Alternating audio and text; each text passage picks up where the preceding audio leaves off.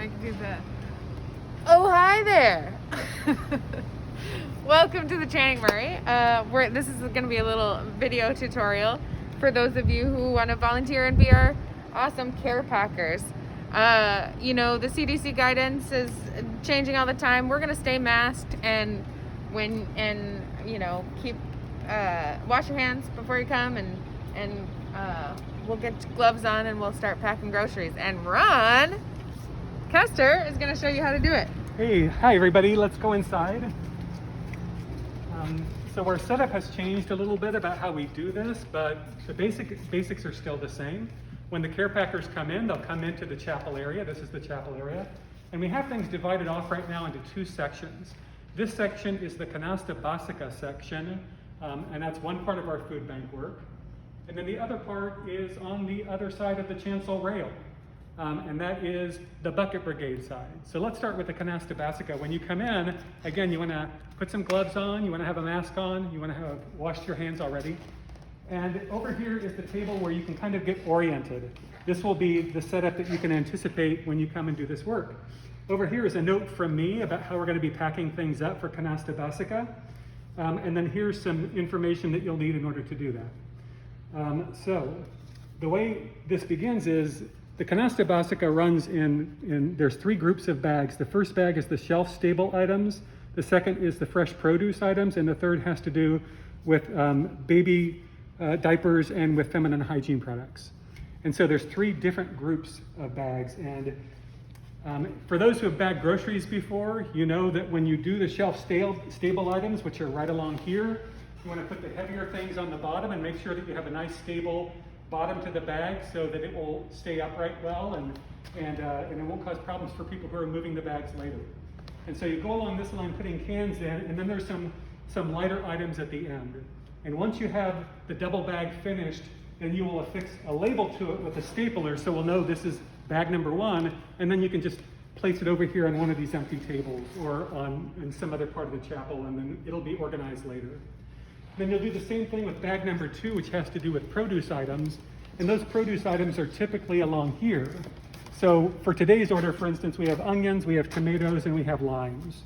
And so you'll put those all into a double bag, affix the label number two to it, and then set those off to the side as well. And then finally, we have over here the baby items, and those are individual by client. And so we have a client list over as well as the names, and you'll take each one of the clients and see what they've ordered in terms of the size of the diapers, and you'll put together a little package for them, put their name on it, and then put those off to the side as well. So when you finish doing the Canasta Basica, you're going to have 25 bags of shelf-stable items, 25 bags of produce, and then around 15 to 20 baby and feminine hygiene product packages as well. So that's Canasta Basica. Let's talk about bucket brigade next, if we want to go behind the chancel rail. Let's go. Watch the steps, and some cords, and some more steps. Okay, behind the chancel rail. So this setup is like conceptually similar. You start and you have this information on the table that's going to kind of orient you about what needs to be done. And then over here we have all of the items that are on the racks that are available to you depending on what the clients order. So with this, we don't use labels, we just do each bag according to individual clients. And I don't want to get too close to this because I do want to preserve privacy of the people who are ordering from us. But you'll notice somebody's name, then you'll notice how many people are in their household, and then you'll notice what they ordered. So at the top, for instance, we can see they ordered a soul food and a ready-to-eat order.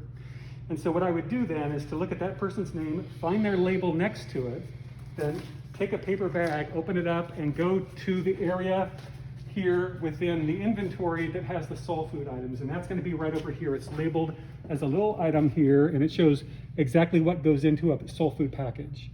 So then you pick those items off of the shelf and put it into the bag. The next one is the ready to eat. Ready to eat is this rack right here. And you'll go through and select some items for the ready to eat part and put it into the same bag, then staple the name onto it, and now you are finished. I'm sorry, two more things that you have to add. One is the packing slip and then 2 masks. All of that are part of the instructions that are there for you. But then that bag would be done. And you can set that off to the side. There, I think, are 19 names for the bucket brigade this week, 19 families who are ordering things from us. So when you finish, you should have 19 bags, is kind of what that means. And each bag will have their own name stapled to it. When you are finished here and you are finished there, then that's pretty much it. You don't need to worry about cleanup. You don't need to worry about where the bags go. We'll come in later and sort them all out and get them ready to be delivered to the households. Thank you, Ron. Takes a village. We'll see you soon. Thank you all.